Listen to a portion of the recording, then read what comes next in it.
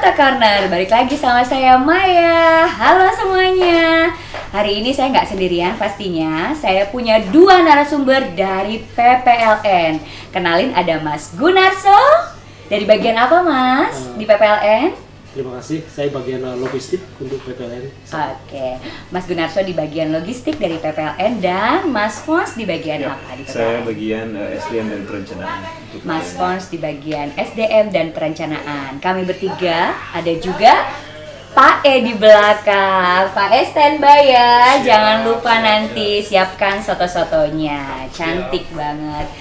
Nah, sotonya nanti kita makan. Sekarang kita cerita-cerita dulu. Sebenarnya Sebenarnya PPLN itu apa sih? Mungkin bisa dijelaskan kepanjangannya, terus apa tugasnya sebenarnya? Mungkin Mas salah satu bisa menjelaskan, silahkan. Baik, jadi PPLN itu adalah panitia pemilihan luar negeri. Kita untuk pemilihan luar negeri di Denpasar. Tugas kita adalah menyiapkan dari proses dari pertama sampai nanti terjadinya pemilu yang ada di Belanda. Mungkin Mas pernah tambahkan. Baik, benar, itu memang kita badan ad hocnya KPU, kita dibantu oleh KPU sendiri. Jadi apapun kerja yang kita lakukan itu adalah tugas-tugas yang diberikan oleh KPU sendiri. Tetap kita melakukan koordinasi, hasil apapun yang kita lakukan di Belanda ini tetap kita laporkan ke KPU. Oke, jadi PPLN sendiri adalah panitia pemilihan luar negeri. Oke, yang beranggotakan berapa untuk pemilu tahun 2024 ini? Kalau di Belanda itu sendiri, itu adalah ada 7, kita anggotanya ada 7, 1 ketua dan 6 anggota. Oke. Ya, dari 6 anggota itu adalah dari saya sendiri logistik, pos SDM, ada dari bagian keuangan, ada dari bagian teknis, dan ada dari bagian sosialisasi. Oke, sementara ini tidak bisa. Sama satu lagi bagian data dan informasi. Data dan informasi, baik. Nah, kalau masuk pada PPLN, ini kan pemilu 2024 sudah di depan mata. Kita yang tinggal di luar negeri pastinya ingin tahu juga nih, bagaimana proses surat suara itu datang, terus diolah dan dikembalikan mungkin kepada KPU di Republik Indonesia, di tanah air. Bisa dijelaskan tidak runtutannya seperti apa? Baik, kebetulan ini adalah tahapan yang dari KPU saat ini lagi pengiriman ke kita, dan informasi yang kita dapatkan adalah sekarang sudah ada di pengiriman di Skipol, dan minggu depan kita akan melalui perwakilan dari KBRI akan mengambil di Skipol untuk diantar ke KBRI lewat kurir yang sudah ditunjuk dari KPU, dan kita PPLN sebagai PPLN akan menerima surat suara itu dari pihak KBRI, akan diserahkan ke kita. Nah, dari situ kita akan periksa berapa yang kita minta dari kita sesuai dengan daftar pemilih tambahan, daftar pemilih tetap yang ada di Belanda plus 2%. Jadi kalau di kita sendiri itu adalah ada 13.162 daftar pemilih tetap plus 2%. Nah, itu ada 13.340 surat suara. Itu yang akan kita terima. Nah, di situ nanti akan cocokkan. Oke, kalau misalkan 13.000 itu dalam bentuk surat suara yang memang KPU berikan kepada kita, seandainya 13.000 itu tidak dicoblos semua, apa yang harus dilakukan oleh PPLN sendiri? Oh, nanti kan di tahap-tahapnya itu kan setelah pemilihan ada rekapitulasi. Nanti memang ada dicek, itu dibedakan dengan daftar surat suara yang sudah digunakan untuk pemilihan metode pos ataupun yang di TPS. Yang selebihnya kategori yang mungkin tidak terpakai ataupun nanti rusak, itu juga dibuat daftarnya dan akan dilaporkan kembali ke KPU sesuai dengan jumlah yang mereka berikan. Artinya jumlah yang diterima dengan jumlah yang dikembalikan itu harus sama. Kalau boleh konkretnya, berapa surat suara yang akan diterima oleh Belanda sendiri? Yang sudah saya bilang tadi bahwa sesuai dengan daftar pemilih tetap yang ada di Belanda, kita ada 13.162 plus 2%. Itu aturan yang sudah ada. Nah, artinya jadi jumlah itu adalah 13.340. 13.340 surat suara yang ada dan akan datang di Belanda. termasuk dalam daftar pemilih tetap ya. DPT itu adalah daftar pemilih tetap. Jadi daftar pemilih tetap di Belanda adalah 13.162. Jadi sayang kalau misalkan surat suara itu tidak dicoblos pastinya ya kan. Terus lantas bagaimana ketika misalkan surat suara itu rusak sampai di sini? Apakah ada proses pengecekan atau screening di PPLN sendiri? Bagaimanapun juga itu surat yang kita terima itu harus kita lihat apakah ada kerusakan atau tidak. Dan bila ada kerusakan yang sudah disampaikan oleh Mas Pon tadi, kita akan tetap laporkan ke pusat. Artinya semuanya akan kita rekap dan akan kita laporkan ke KPU. Oke, baik. Sekarang adalah coba mungkin berikan penjelasan bagaimana kita yang belum terdaftar atau mau mendaftar untuk pemilu 2024. Tahapan-tahapannya seperti apa? Kita kan di luar negeri pasti berbeda karena kalau di Indonesia sendiri 14 Februari ya pemilihan dilakukan oleh rakyat Indonesia di tanah air. Berbeda dengan yang ada di Belanda khususnya kita akan terjadi di tanggal 10 Februari 2024. Nah, sekarang saya mau menanyakan bagaimana kita nih yang mungkin cara pendaftarannya seperti apa sih kalau kita mau memilih di 2024 nanti gitu. Ya, baik, untuk model yang gini sebenarnya ya ini kan sudah berjalan tahapnya. Dulu kita mulai dari bulan Februari itu ada namanya kita merekrut Pantarlik, itu adalah panitia pemutakhiran data. Nah, mereka lah yang melakukan pencocokan penelitian data dulu untuk pembentukan namanya daftar pemilih sementara. Jadi tahap awal itu adalah data kita terima dari KPU sendiri yang diambil dari Kemenlu, itu dalam bentuk DP4 namanya. Itu kita olah dan cross check dengan masyarakat yang dilakukan oleh Pantar itu selama 2 bulan di Belanda. Itu bulan 2 sampai April. Nah, itu mereka yang melakukan pencocokan data itu. Kemudian baru dimunculkanlah rapat pleno daftar pemilih sementara di Belanda. Kemudian meminta tanggapan dari masyarakat. Baru muncul daftar pemilih sementara hasil perbaikan.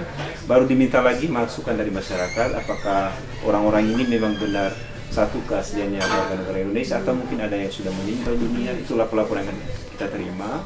Kemudian baru di bulan Juni kemarin penetapan DPT, itu daftar pemilih tetap. Nah, ketika daftar pemilih tetap ini sudah ditetapkan, baik di Indonesia maupun di luar negeri, itu semua rata. Nah, sekarang ada banyak keadaan di mana orang Indonesia tidak bisa memilih di tempat dia terdaftar. Nah, itu yang sekarang lagi tahap sekarang ini namanya daftar pemilih tambahan. Nah, itu bukan berarti orang mau milih didaftarkan baru, tidak. Jadi itu hanya berlaku bagi orang-orang yang sudah pernah terdaftar sebagai DPT, baik di luar negeri ataupun di dalam negeri, dengan memberikan dokumen pendukung yang memang valid, itu kita akan proses untuk menjadi daftar pemilih tambahan. Tadi dari surat suara yang diterima itu 13.162, plus 2% itu adalah kuotanya untuk daftar pemilih tambahan. Oke, baik. Nah, dan daftar pemilih tambahan ini pada dasarnya sebenarnya sama haknya dengan DPT, hanya saja dia pindah memilih lokasinya. Nah, kemudian setelah ini, dan ini akan berlangsung sebenarnya sampai 7 hari sebelum hari pemilihan. Kalau di kita kan di Belanda berarti sekitar tanggal 10 Februari 2024, batas terakhir itu adalah minimal tanggal 3 Februari, itu dengan persyaratan khusus. Untuk yang saat ini banyak kita terima sebagai daftar pemilih tambahan itu dari mahasiswa, itu 30 hari pertama, hanya untuk kategori yang 7 hari itu hanya 4 kasus. Itu biasanya pertama untuk yang orang dengan surat tugas dadakan, kemudian untuk yang sakit, kemudian untuk yang ada bencana alam, dan satu lagi untuk yang ada masuk kasus kriminal atau mungkin putusan pengadilan. Oke. Nah, tempatnya sendiri di mana ya Pak kalau untuk kita nanti mau mencoblos di Belanda ini sendiri? Dan kapan waktunya, terus tempatnya di mana mungkin bisa di-share kepada teman-teman? Kita nanti pemilu tanggal 10 Februari itu dari jam 10 sampai jam 4 sore itu adalah di Broodfabrik di Rijswijk. Nah, dengan mengacu pada referensi tahun 2019 bahwa pemilu itu banyak masyarakat yang kedinginan dan ada yang sakit juga gitu. Artinya kita memberikan rasa nyaman untuk si pemilih, kita lakukan di gedung Broodfabrik. Di Broodfabrik. Jadi mungkin kalau misalkan bisa saya rangkum sedikit, nanti adanya di Broodfabrik tanggal 10 Februari dari pukul 10 hingga jam 4 sore. Jam 4 sore. Jadi buat teman-teman yang tinggal di Belanda bisa memilih ke Broodfabriek, itu tempatnya di Den Haag ya. Dari jam 10 sampai jam 4 sore. Oke, lanjut ke pertanyaan berikutnya pastinya. Pada penasaran nih kan, pengen tahu juga bagaimana sih kalau misalkan kita ini ingin daftar tapi tidak bisa dan akhirnya kita datang langsung ke TPS dengan membawa paspor. Betul. Tapi belum terdaftar. Apa langkah atau apakah kita bisa langsung daftar atau langsung nyoblos aja deh ke TPLN ke TPS di TPSLN, di situ gitu. Bisa nggak kayak gitu? Itu kayak tadi sejalan sebenarnya dengan pertanyaan yang sebelumnya. Iya. Jadi di kita itu ada 3 kategori daftar pemilih. Pertama DPT, daftar pemilih tetap, itu orang-orang yang sudah terdaftar baik dalam negeri atau di dalam negeri memiliki hak untuk memilih. Kemudian DPTB adalah daftar pemilih tambahan, orang-orang yang pindah memilih dari dalam negeri atau luar negeri. Satu lagi DPK. Nah itu kategori orang DPK adalah orang yang belum sama sekali terdaftar, baik dalam negeri ataupun luar negeri. Nah orang ini biasanya ada beberapa contoh, misalnya orang yang tahun 2019 belum sempat memilih atau yang saat ini dia baru menginjakkan usia 17 tahun karena standar calon pemilih itu 17 tahun. Nah itu boleh dia memilih di hari itu nanti dengan membawa NIK atau KTP atau paspor, atau kalau dia tidak punya paspor bisa juga SPLP, surat perjalanan laksana, itu yang digunakan juga sama pengganti paspor itu. SPLP adalah namanya. Surat perjalanan pelaksana Laksana paspor. Jadi itu adalah pengganti untuk dari paspor. Dan biasanya itu masa berlakunya ya sekitar dalam waktu setahun. Nah kemudian kalau dia itu udah bawa dokumennya, nanti dia bisa daftar langsung di hari hanya. Tetapi ada perbedaannya. Kalau untuk hak pilihnya sendiri, dia hanya boleh menggunakan 1 jam terakhir pada masa pemilihan. Kalau kita kan untuk DPT dan DPTB itu mulai memilih jam 10 sampai jam 4 sore. Yang bersangkutan sebagai DPK itu hanya memilih 1 jam terakhir. Itu yang pertama. Poin kedua adalah jika surat suara masih ada. Oke. Jadi kalau surat suaranya tidak ada ya hangus berarti kan? Ya. Dan haknya hilang. Haknya hilang. Oke. Kalau misalkan ada salah satu dari pemilih yang misalkan stay di Belanda tapi ternyata terdaftar di Indonesia, apa yang harus dilakukan? Berarti surat suaranya hilangkah atau bisa dipindahkan? Bahwa tahapan-tahapannya adalah bahwa si A ini sudah terdaftar, dia mau memilih di Belanda, akan kita pindahkan. Tapi dengan asumsi bahwa si A ini benar-benar mau memilih di Belanda dan dia meminta sendiri untuk saya mau memilih di Belanda, tahapannya akan kita bisa kita lihat di Instagram kita, media sosial kita. Itu ada tahapan-tahapannya dan itu gampang sekali. Jadi apa yang harus dilakukan? Misalkan mungkin bisa kita kasih tahu kepada teman-teman bagaimana cara kita tuh tahu bahwa kita itu terdaftar di pemilu 2024. Bagaimana, apa yang harus dilakukan? Mungkin secara konkret, mungkin bisa dijelaskan ya. Ini pertama adalah kita punya website, datang ke pplndenhaag.indonesia.nl, betul? Setelah itu kita cari. Nah, kita bisa mencari di sini. Kalau websitenya bisa dilihat, nanti kita bisa insert gambar, ya. Di sini ada nama sesuai paspor, betul? Ya, betul. Kita bisa masukkan nama kita, terus ada juga nama dan tanggal lahir, terus udah gitu nanti tahun, kita bulan dan tanggal lahir. Tahun, bulan dan tanggal lahirnya. Nah, setelah itu kita bisa melihat bahwa kita sudah terdaftar. Nah, di dalam sini juga bisa melihat bagaimana kita metodenya. Di sini ada berapa metode ya, Mas? Ada 2 ya. Sebenarnya untuk luar negeri itu ada 3 metode pemilihan. Pertama ada TPSLN, kemudian KSK dan POS. Tapi untuk di Belanda KSK tidak diberlakukan, hanya ada TPSN sama POS saja. Oke, boleh dijelaskan Mas KSK sendiri itu apa? KSK itu adalah sebenarnya kotak keliling suara itu. Jadi kayak semacam POS, dia keliling ke satu lokasi. Itu tidak dilakukan di Belanda. Kita hanya TPSLN itu adalah tempat pemungutan suara yang di Broodfabriek itu ada 7 TPSLN. Sesuai dengan nanti yang terdaftar juga di DPT-nya, sama POS itu ada 2 kita. POS 1 dan POS 2. Oke, POS 1 dan POS 2. Jadi teman-teman sendiri bisa melihat bahwa metode apa yang harus teman-teman lakukan. Misalkan di sini saya mendapatkan TPS, berarti harus datang langsung ke TPS dan nyoblos di sana. Ada juga sistem yang dengan POS.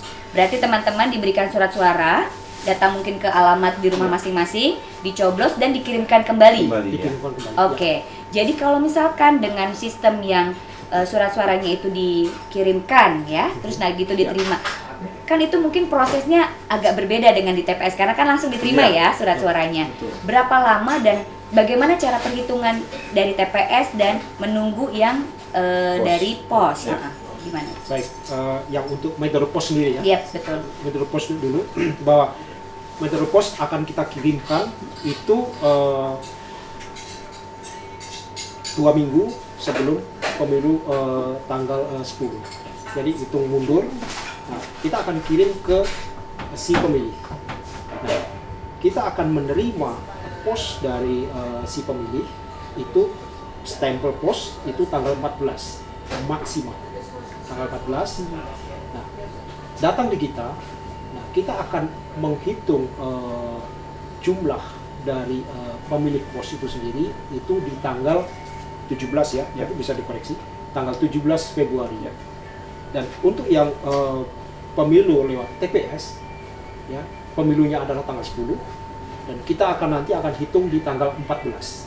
Jadi ada dua sisi. Perhitungan untuk TPS itu di tanggal 14, perhitungan untuk di pos yang memilih lembaga pos itu akan kita pisahkan, dihitung di tanggal 17. Dan itu semuanya ada aturannya dan memang kita ikuti aturannya. Oke, baik.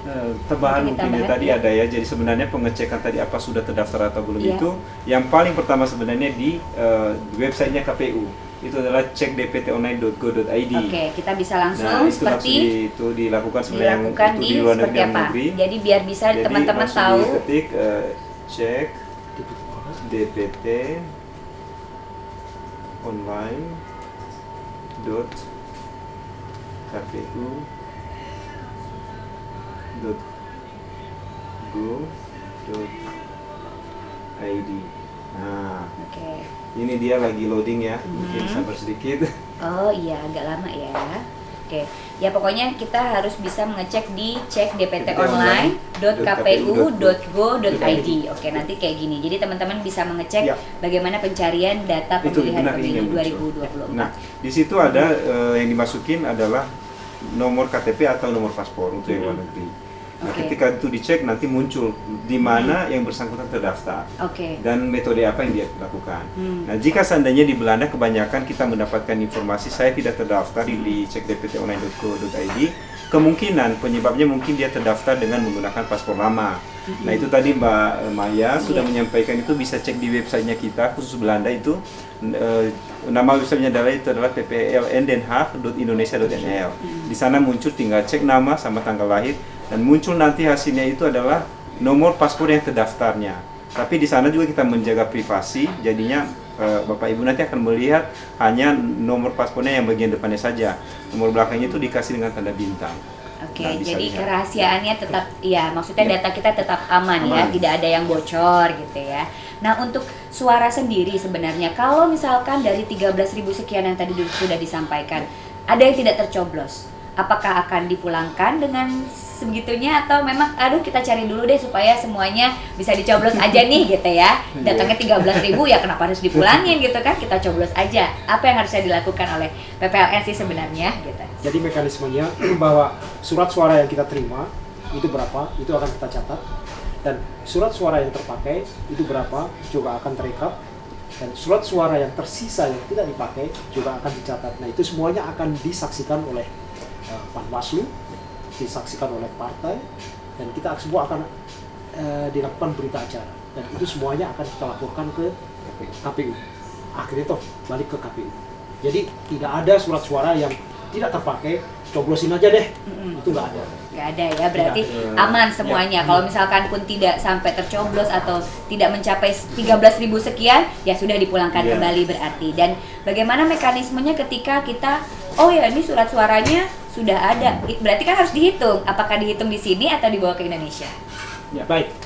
Baik, oh ya silakan kalau mau. Gimana?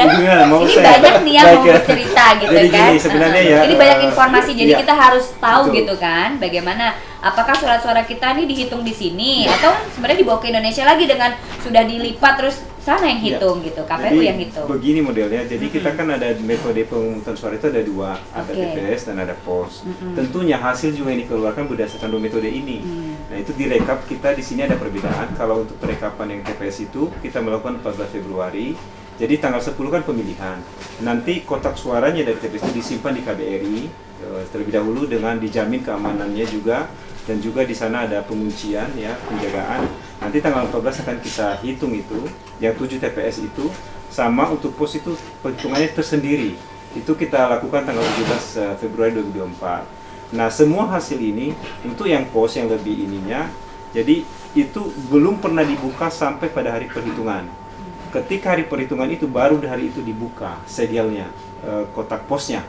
Nah, dan sebelum itu tentunya semuanya juga melakukan pengambilan sumpah dan untuk pembukaan itu ya. Oke, siapa saja berarti yang harus melihat? Nah, yang harus melihat itu adalah yang pertama satu yang menjadi penanggung jawab gitu. Si KPPS sendiri ya yang akan bekerja di situ. KPPS itu apa? KPPSLN itu adalah kelompok pemungutan suara luar negeri. Kelompok pemungutan suara luar negeri KPPS. Ya. Oke, yang pertama, yang kedua? Kedua adanya Panwaslu. Panwaslu, panitia pengawas pemilu. Luar negeri ya, juga. Pengawas luar negeri ya. Oke, terus? Kemudian ada juga saksi-saksi dari peserta pemilu gitu. Saksi-saksinya siapa aja biasanya? Itu dari partai. Partai, oke. Itu partai. Oke, partai ada di sini. Terus selanjutnya? Sama juga boleh kalau ada juga tokoh masyarakat yang hadir juga di situ ada. Ada tokoh masyarakat. Jadi dan masyarakat Indonesia. Masyarakat Indonesia yang ada di sini yang mau datang melihat juga. Mau melihat juga boleh. Berarti boleh ya kalau misalkan nanti ada perhitungan masyarakat Indonesia yang ingin melihat sebenarnya boleh berarti terbuka. Tidak publik. terbuka secara umum ininya kita undang orang, tapi kalau memang dengan dia punya yang paling utama tadi ya, yang datang mungkin masih bisa dimasukkan sebagai tokoh masyarakat itu masih bisa. Oke, jadi kita akan undang. Oke, berarti siapapun sebenarnya ini adalah pemilu yang kalau dulu tuh luber. Ya.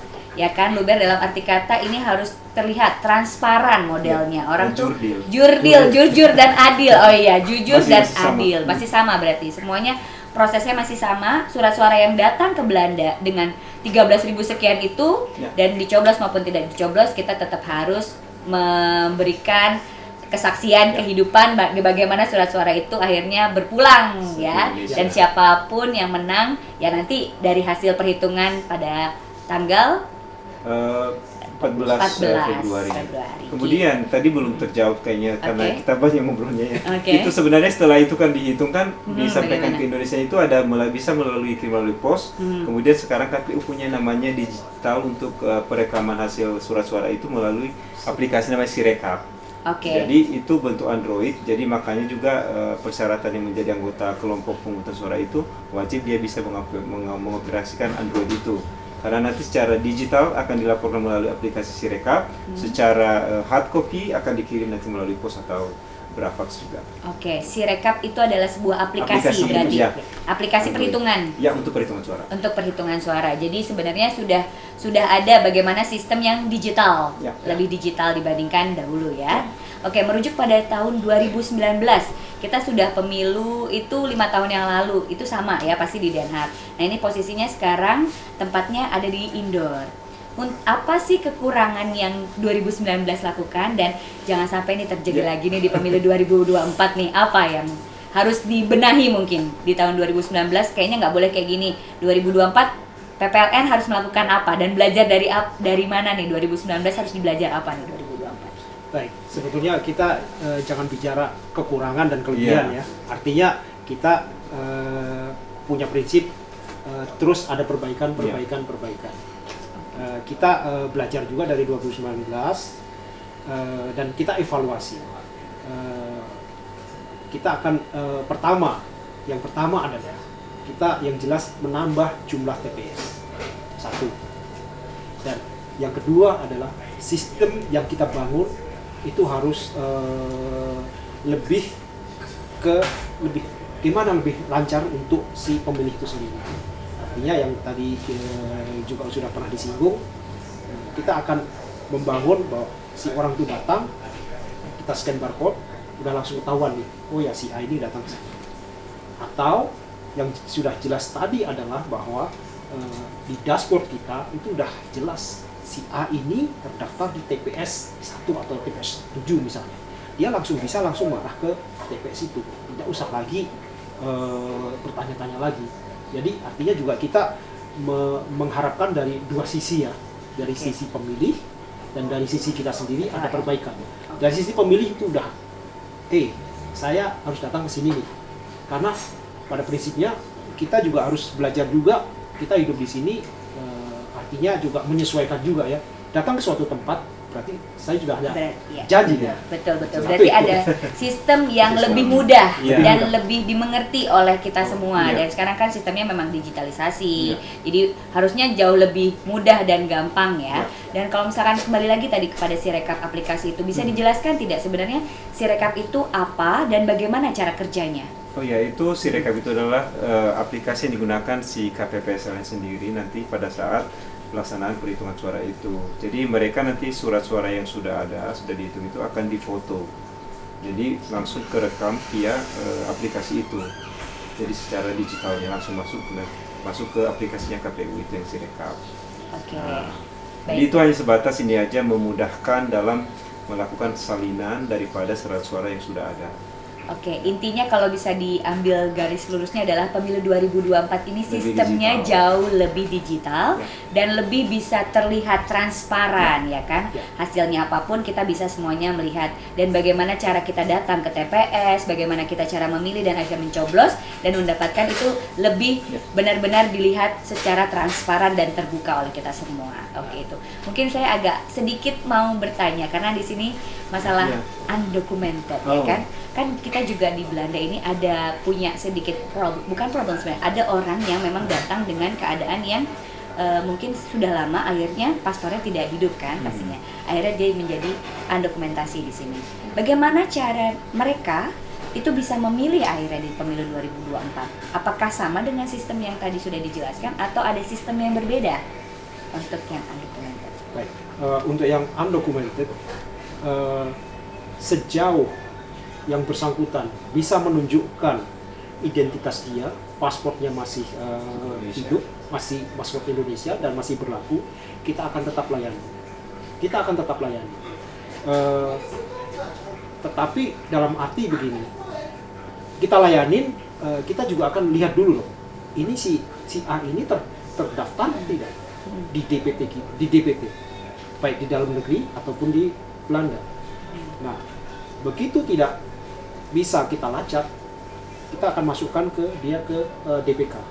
Tetapi kalau dia datang ke TPS pas saat tanggal 10 itu, dia terdeteksi ada terdaftar dia di Indonesia, ya kita maaf ngomong tidak bisa kita layani untuk memilih saat itu, karena ada aturan yang mengatakan bahwa dia boleh memilih di tempat dia terdaftar. Ada aturannya. Kalau begitu kita kasih ya ketahuan, kita yang akan konsekuensinya itu. Jadi ini juga jadi catatan penting juga ya bagi orang yang undocumented, tidak usah takut untuk hubungin kita. Bisa dijelaskan dihubungi kemana, terus alamat, mungkin ada nomor telepon agar mungkin yang melihat ini yang tidak memiliki mungkin dokumentasi yang lengkap gitu. Jadi bisa dijelaskan kemanakah dia harus melacak dirinya untuk bisa datang ke TPS pada tanggal 10 Februari. Bisa langsung ke alamat kita di ppln.denhaag.indonesia.nl, lihat email atau kontak kita langsung. Di situ ada juga di website kita nomor teleponnya ada. Nah, itu semuanya hubungin kita akan proses untuk pindah memilih sebelum tanggal 10 Januari. Akan kita pindahkan. Sosial media juga. Lewat sosial media juga bisa dilihat juga proses-proses pindahnya seperti apa. Jadi intinya sebenarnya hampir sama yang seperti tadi sudah dijelaskan ya, baik dia sudah memiliki dokumen yang lengkap ataupun tidak, sebenarnya prosesnya sudah jelas juga. Kalau misalkan orang-orang ini harus datang dan melihat, kalau misalnya nggak tahu nih, harus nggak kelihatan di mana sih, apa sih PPLN, nggak tahu, udah dicek website-nya nggak ngerti gitu. Taunya cuma mau datang bahwa ada pesta nih di Den Haag gitu. Saya mau bawa paspor saya nih, saya masih Indonesia, mau nyoblos. Terus PPLN melakukan apa pada saat itu? Misalkan dia udah nggak terdaftar, tapi semangat patriotismenya ingin menyoblos pada saat itu, apa yang dilakukan PPLN? Intinya sih sama ya Bu ya, tetap namanya kita mengecek dptonline.go.id itu hal yang wajib. Itu wajib berarti. Itu kenapa? Satu, melihat dia terdaftar atau enggak DPT. Kalau dia terdaftar DPT berarti dia punya nomor TPS-nya, dia punya TPS di mana atau pos ya. Kalau dia tidak terdaftar sama sekali, tentunya pertanyaan kedua adalah ibu punya dokumen apa aja untuk dimasukkan sebagai DPK. Nah, nanti di hari hanya di Bureau Publik itu juga kita akan menyediakan di situ kerjasama dengan KBRI dalam pengurusan KTP sama paspor. Ada konsuler imigrasi juga akan di sana membantu masyarakat Indonesia jikalau ada dokumen-dokumen yang terkendala. Tetapi yang perlu diingat, kalau sama sekali dia tidak terdaftar, mungkin karena dia juga belum cek sebelumnya dan ternyata tidak ada juga terdaftar, dia bisa masuk, malah itu lebih baik, dia bisa masuk sebagai DPK. Tapi kata kuncinya, daftarnya nanti kalau kita programkan untuk PPLN ini, sebenarnya kan hanya itu 1 jam sebelum penutupan dan selagi suara-suara masih ada. Kita akan mungkin mempercepat pendaftaran, bukan penggunaan hak pilih ya. Pendaftarannya kita buat lebih awal, kita buat selama ini sih kita lebih mengarahkan pengisian link untuk atau barcode di scan. Orang bisa daftar mungkin mulai jam 12, di daftar registrasi sendiri, nanti ketika 1 jam sebelum penutupan itu baru kita panggil untuk menggunakan hak pilihnya. Oke, berarti semua bisa melakukan. Kalau misalkan itu ada pelanggarannya nggak sih Mas? Sebenarnya kalau misalkan PPLN sendiri memfasilitasi orang undocumented untuk mencoblos, ada pelanggaran kah di PPLN sendiri? Pelanggaran sih tidak ada. Yang saya tekankan tadi adalah selagi si pemilih itu sendiri bisa membuktikan bahwa dia itu masih warga negara Indonesia dengan misalnya datang ke situ paspornya tidak berlaku lagi ya.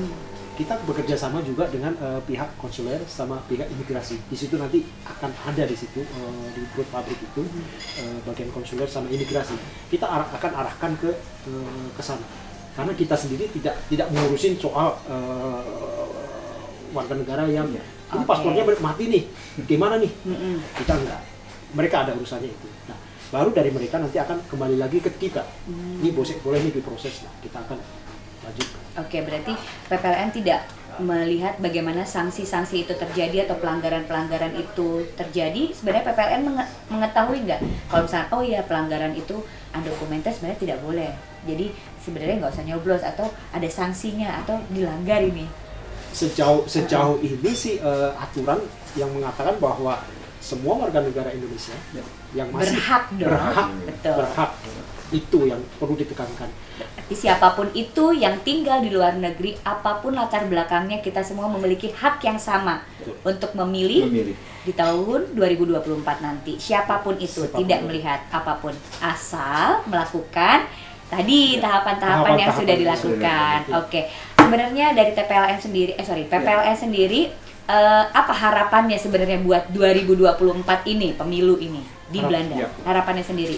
Harapan kita sebenarnya sih kan kalau kita melihat dari partisipasi masyarakat Indonesia yang memilih di Belanda dari tahun sebelumnya itu, kita lihat masih rata-rata di bawah 50%.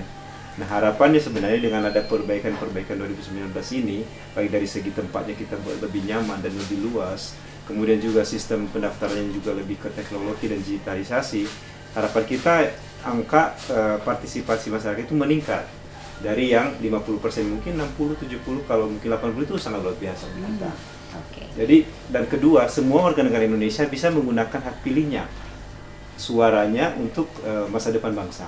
Itu sih. Bagus. Tantangan terberat PPLN buat pemilu 2024 khusus di Belanda. Tantangannya? Yep. Yang selama ini sih proses pendataan ya. Artinya di sisi dari calon pemilih ini, itu yang saya rasakan. Saya sebelum ke logistik bagian sosialisasi itu hampir setiap ketemu calon pemilih itu mengatakan wah pemilu masih lama kok, pemilu masih lama gitu. Nantilah daftarnya. Tapi setelah sudah dekat-dekat begini baru nih sibuk. Itu tantangan terbesar kita, bagaimana kita itu memberikan pendidikan untuk tertib, administrasi lebih cepat untuk kita proses pendaftarannya. Itu lebih tantangannya ke sana sih. Oke. Berarti selama ada tantangan harus disosialisasikan pastinya. Betul. Seperti apa realnya yang sudah disosialisasikan oleh PPLN sendiri?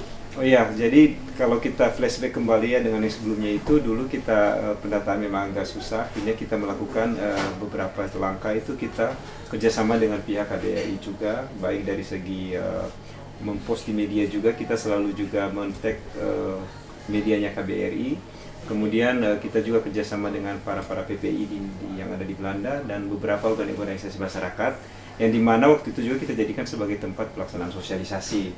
Nah, sehingga dengan semakin berjalannya waktu, akhirnya dan informasi di media kita berikan dan warga negara Indonesia semakin lebih percaya. Kita meyakinkan bahwa data yang kita gunakan untuk pemilu ini hanya benar-benar untuk pemilu, bukan untuk yang lain. Oke, jadi intinya bisa kita akurasikan bahwa pemilihan pada tahun 2024 nanti 10 Februari bersifat sudah pasti jurdil dan sosialisasi PPLN sudah dilakukan sampai saat ini ya. Jadi teman-teman, sayang sekali kalau misalkan suara kita itu pergi entah kemana dan hilang, bahwa kita memiliki hak yang sama. Jadi alangkah baiknya apa yang sudah disosialisasikan PPLN dengan cara kita mendata diri kita, terus pastinya tadi websitenya jangan lupa dicek bahwa kita itu sudah terdaftar atau belum, dan metode apa yang harus kita lakukan, apakah datang ke TPS atau dengan pos. Jadi itu kayaknya pemilu 2024 itu sudah di depan mata, jadi sayang kalau kita yang di luar negeri juga tidak berpartisipasi gitu kali. Akhirnya pokoknya semua siapapun itu yang mau tinggal di dalam negeri, di luar negeri, atau siapapun warga Indonesia, masyarakat Indonesia, ini adalah kesempatan emas kita untuk merubah sebuah bangsa, itu ada di tangan kita. Jadi sayang sekali kalau kita tidak memilih pada 10 Februari khususnya di Belanda. Jadi datang ke TPS, coblos pilihan Anda, siapapun itu, karena ketentuan pemenang ada di tangan kalian. Terima kasih Bapak-Bapak atas kedatangannya. Sekarang kayaknya kita makan soto dulu karena udah lapar ya. Ayo Pak, sotonya boleh 3 nih. Terima kasih, sampai ketemu lagi.